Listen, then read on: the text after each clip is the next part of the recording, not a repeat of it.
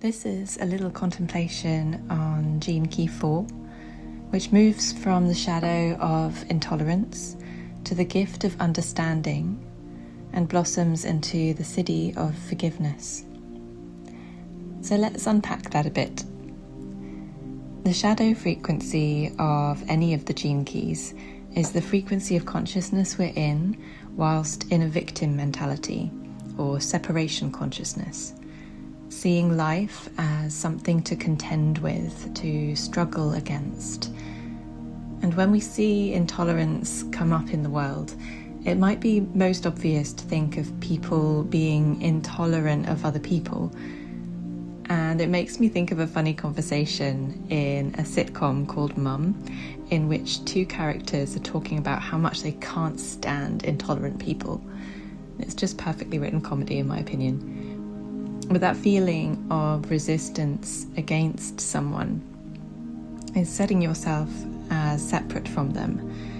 And there's a kind of contracted energy to it, a defensive energy. But we don't only see it in intolerance to other people, but also in the degree to which we tolerate life, the circumstances that life is presenting us with, the state we feel ourselves to be in.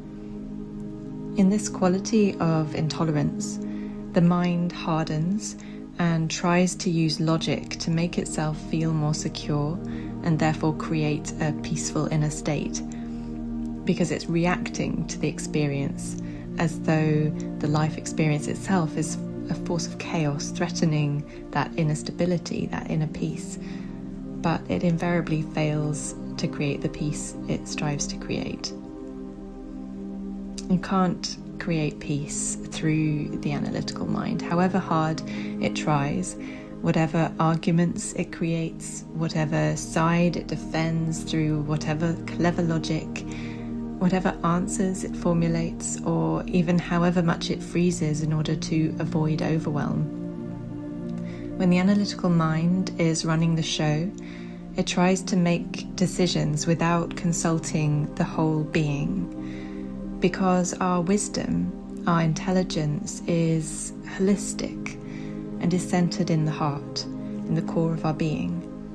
And it's linked to our knowledge, yes, but also to our body's wisdom, our instinct, and our soul wisdom, our intuition, which allows for a higher and fuller perspective. It allows for understanding, the gift of the fourth gene key. Instead of trying and failing to create peace by and within the mind alone, there is an openness in the gift which allows us to accept whatever life is presenting us with. And that can include accepting the experience of inner turbulence at times. It can include accepting the knowing that things must and will change. Understanding is not a passive kind of acceptance. It can and does yield to life, yes, in order to flow with life.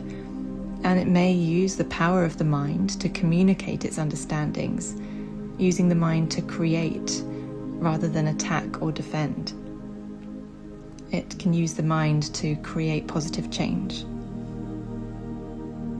I wonder if a significant difference between the shadows and gifts of all of the gene keys might well be the difference between resisting life and trusting life. It requires trust to live from the heart and courage to respond to the understanding of your whole being rather than the defense mechanisms of the mind. And I'm not bashing the shadow here.